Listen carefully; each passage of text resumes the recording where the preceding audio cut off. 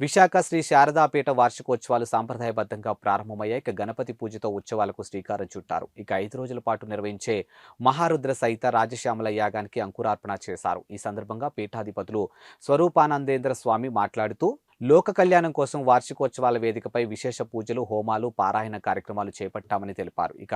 వేదిక పరమైనటువంటి తంత్ర విధానాలతో రాజశ్యామల అమ్మవారి అర్చనా విధులు కేవలం విశాఖ శారదాపీఠంలోనే జరుగుతున్నాయని అన్నారు.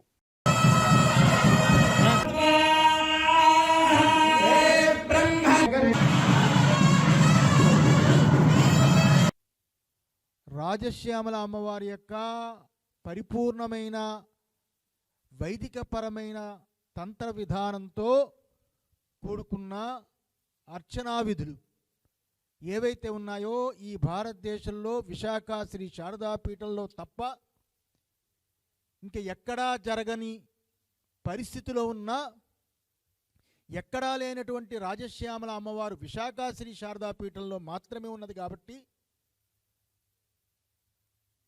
ప్రజలు శ్రేయస్సు, భక్తుల యొక్క కోరికలు నెరవేరరాడాలు, అలాగే ఈ స్థానం యొక్క బలము చేత ప్రతి ఒక్క భక్తుడికి మంచి జరగాలని సదుద్దేశం చేత పీఠము యొక్క అభివృద్ధియే కాకుండా భక్తుడికి కూడా మంచి అభివృద్ధి కలగాలని ఉద్దేశం చేత ఈ కార్యక్రమం ఈ రోజు నుంచి 19వ తారీఖు వరకు ఉదయం యజ్ఞాలు, హోమాలు, ఇటువంటి కార్యక్రమాలు, ఎన్నెన్నో కార్యక్రమాలతో అమ్మవారి యొక్క అనుగ్రహం పరిపూర్ణంగా ఉండాలి, అమ్మవారి యొక్క ఆశీర్వచనాలు పరిపూర్ణంగా ఉండాలి అందరికీ అని ఉద్దేశం చేత ఈ కార్యక్రమాన్ని అందరూ పాల్గొనవచ్చు. చాలా అద్భుతమైన కార్యక్రమం, మంచి శక్తివంతమైన కార్యక్రమం.